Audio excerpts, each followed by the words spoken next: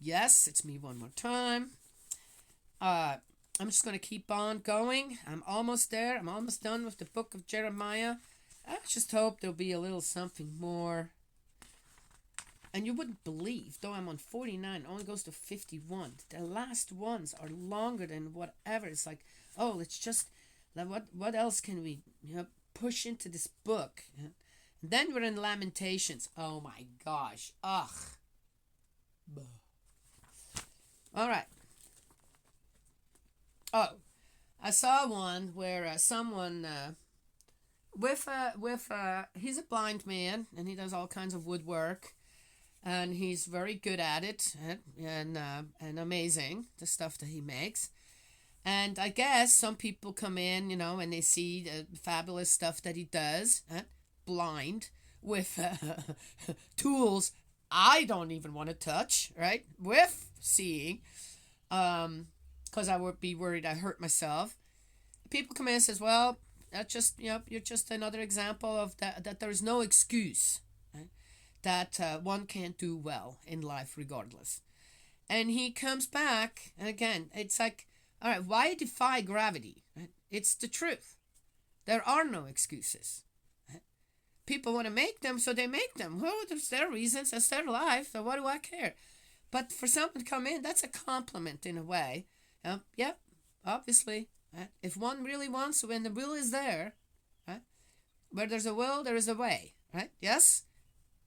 Well, one can say that either. But he comes in and he says, yeah, I don't want to hear that because there are excuses and reasons, right, why people can't do certain things and can't do what I do. Yeah, I couldn't do what you do, what that guy does, with sight.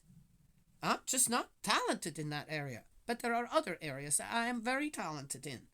And I could make excuses for why not to use my talents. Because, hey, I like sitting here on my bed just watching TV all day too. Just saying. Yes? Or not get up and move around and knowing full well that if I do move a little more, right? Yes, I'll feel better. Or for other people, it's the same. So I thought that was a really odd one. To chastise people who say, well, obviously there are no excuses. There are no excuses. Right? Yes? There are reasons, maybe. Reasons because, one, as I said, too lazy, not willing, don't want to. Well, that's fine. Right? Then one should just be honest about it. But to make excuses, oh, because I have this and that, I can't do. Yeah, there is reasons for why some people can't do certain things due to their physical or mental health. Yeah, sure. But then there are other things they can do, could do. Yes? I thought it was a very odd post. I'm not getting, what are you talking about? I didn't get it. Yeah. Interesting, right? Yes? Maybe, feel like in the book of Jeremiah, all these excuses coming up on why things are the way they are, and rather than people looking at themselves and saying, we did this at that time. We did that. Right? They're putting the blame or the bloodlust, the vengeance, the revenge, the hammering back because the people aren't doing what they should be doing at God's feet. Yes? How interesting. Excuse over excuse over excuse. But according to that woodsman, carpenter, there are reasons for the excuses. So let him stand. Okay, well, no. Anyway, there. That was an odd one. Okay, whatever. So let's get going in the book of Jeremiah 49. Prophecy against Ammon. To the Ammonites, Yahweh says this: has Israel no sons? Has he no heir? Why should Milcom have inherited Gad, and his people have settled in its towns? And so the days are coming, Yahweh declares, when I shall make the war cry ring out for Rabbah of the Ammonites. She will become a desolate mound, and her daughter towns will be burnt down. The Israel will inherit from his heirs, Yahweh says. Wail, Heshbon, for Ar has been laid waste. Shriek, daughters of Rabbah, wrap yourself in sackcloth, raise the dirge. Run to and fro among the sheep pens, for Milcom is going into exile, with all his priests and princes. How we just read this. How you used to glory in your valley, rebellious daughter, confident in your resources. Who will dare to attack me? Look, I shall bring terror on you, Lord Yahweh Sabaoth declares. From all directions you shall be driven away, everyone for himself, with no one to rally the fugitives. But later I shall bring back the captive Ammonites, Yahweh declares. He said that over here too. Anyway. Prophecy against Edom. To Edom, Yahweh says this: Is there no wisdom left in Teman? Have the shrewd run out of common sense? Has their wisdom vanished? Away, take to your heels, go into hiding, inhabitants of Dedan, for I shall bring ruin on Esau when the time comes for me to punish him. Ooh. Going all the way back to Esau? Oh, it was mentioned, Jacob was mentioned not too long ago as well. Huh, interesting. When the time comes for me to punish him, if grape pickers were to come to you, would they not leave a few gleanings? If robbers came during the night, would they not steal only as much as they wanted? But I, for my part, have stripped Esau. Esau have laid his hiding places bare. He can hide no longer, his race is destroyed.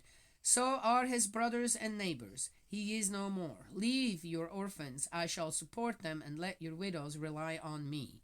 For Yahweh says this: Look, those who would not have had to drink the cup will have to drink it all the same. So why should you go unpunished? You will not go unpunished. Interesting what I talked about beforehand, right? Yes? But will certainly have to drink. For by my own self I have sworn, Yahweh declares, that Basra will become an object of horror, a laughingstock, a desert, a curse, and all its towns ruins forever. I have received a message from Yahweh. A herald has been sent throughout the nations. Muster, march against his people. Prepare for battle, for look, I shall reduce you to the smallest nations, to the most despised of people. Your reputation for ferocity, your proud heart has misled you. You whose home is in the crannies of the rock, who cling to the top of the peak. Though you make your nest as high as the eagles, I shall bring you down from there, Yahweh declares. Edom will become an object of horror. Everyone going near will be appalled and whistle at the sight of all her wounds. As at the overthrow of Sodom and Gomorrah and their neighboring towns, no one will live there any more. Yahweh says no human being settle there again. Ooh, that's interesting on how they mention Sodom and Gomorrah here.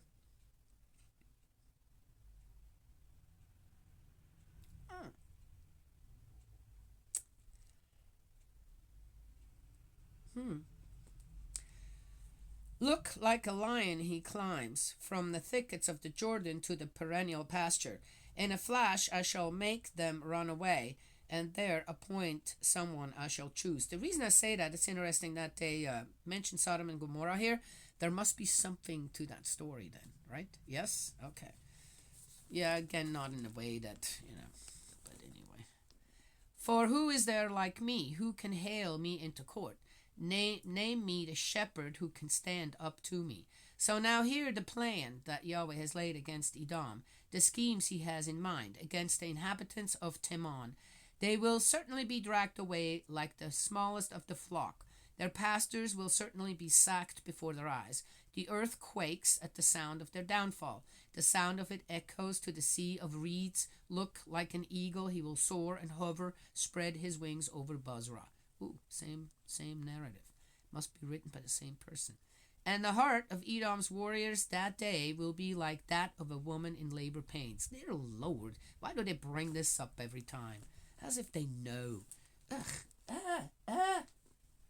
Prophecy against the towns of Syria. To Damascus. Hamath and Arpad are shamed, for they have heard bad news. They are convulsed with anxiety like the sea that cannot be calmed. Damascus is aghast, she prepares for fight. She is seized with trembling, anguish, and sorrow have laid hold on her as on a woman in labor. Okay.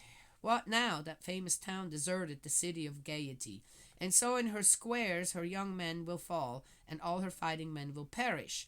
That day Yahweh Sabaoth declares, I shall light a fire inside the walls of Damascus to devour the palaces of Ben-Hadad. Prophecy against the Arab tribes. To Kedar and the kingdoms of Hassar, which were conquered by Nebuchadnezzar, king of Babylon, Yahweh says this, Up, march on Kedar, destroy the sons of the east. Let their tents and their flocks be captured, their tent cloths and all their gear. Let their camels be seized, and the shout go up. Camels! Oh, that's interesting. I think that's the first time I heard about camels in here. Ah. Terror on every side. Away, get into hiding as fast as you can, inhabitants of Hazor, Yahweh declares. For Nebuchadnezzar, king of Babylon, has made a plan against you. He has a scheme in mind against you. Up, march on a nation at its ease, living secure, Yahweh declares, that has no gates, no bars, that lives in a remote place. Their camels will be the plunder, their countless sheep the spoil. I shall scatter them to the winds, those crop heads, and bring ruin on them from every side, Yahweh declares. Crop heads.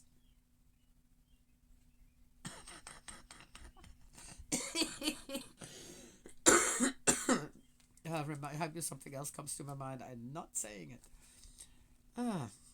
Hazor will become the lair of jackals, desolate forever. No one will live there anymore. No human being settle there again. Prophecy against Elam. We're almost done with that one. The word of Yahweh that came to the prophet Jeremiah about Elam at the beginning of the reign of Zedekiah, king of Judah. Yahweh Sabaoth says this. Oh, we're backtracking into the beginning of Zedekiah, king of Judah, his reign. Oh, dear Lord. Look, I shall break Elam's bow, the source of his might. I shall bring forth winds on Elam from the four corners of the sky, and I shall scatter them to all these winds. There will not be a single nation to which people expelled from Elam do not go.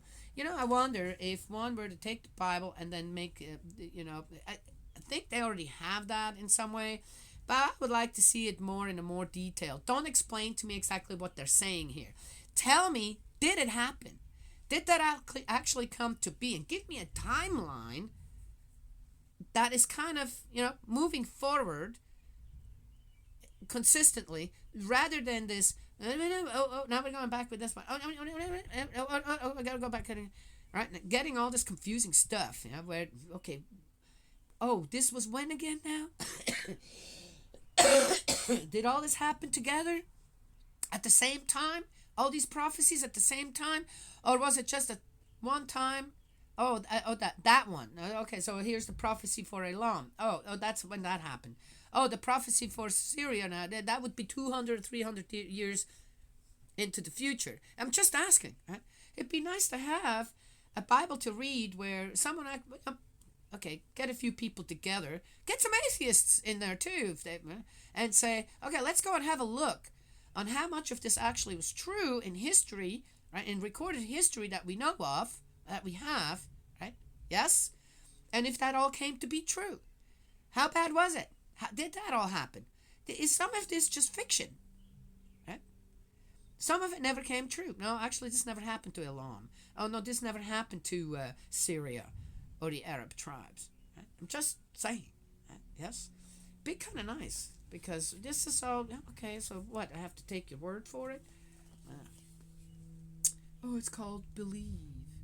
Well, I don't believe God would do any of this. Okay? So, right there. Can't go with that. That's not the God I know.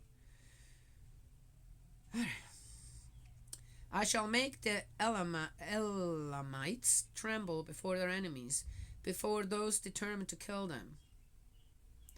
I shall bring disaster on them, my burning anger, Yahweh declares. I shall pursue them with the sword until I have destroyed them all. Okay, until I have destroyed them all. Did you guys hear that? I shall set up my throne in Elam, uprooting its kings and princes Yahweh declares. In the final days I shall bring Elam's captives back, Yahweh declares. He just destroyed them all. Oh, but that doesn't mean that he necessarily killed them all. That's what that means. You destroy everyone, right? If it were to say, I'm going to destroy all their surroundings, that would mean, okay, but you didn't destroy all of them, the Elamites. But if it says, I'm going to destroy them all, that means what? It's going to kill them all, murder them all, get rid of them all. Well, then how do you bring any captives back? I'm just saying, you see, it's just not, it doesn't take that much to realize, right, on how inconsistent this all is, right? Such finality. So then we have to believe what? Such finality, but then there isn't. So then one has to ask oneself again, well, what kind of God do we believe in?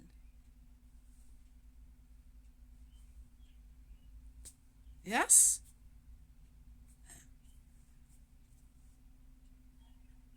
Is that really God? Is this God speaking here? What are these prophecies, if you want to call them that? I can't. Is this really coming from God, our Heavenly Parent? Or is just Jeremiah just, again, disillusioned, right? Yes.